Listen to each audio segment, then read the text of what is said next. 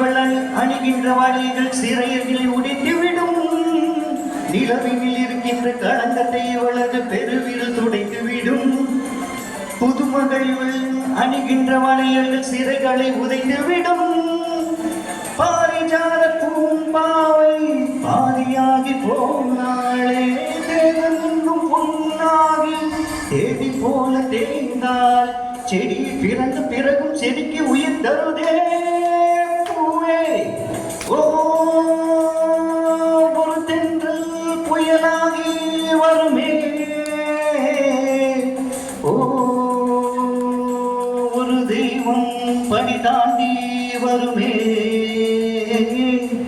காலதேவனின் தருமை எல்லைகள் மாறுகின்றதே. காலதேவனின் தருமை எல்லைகள் மாறுகின்றதே.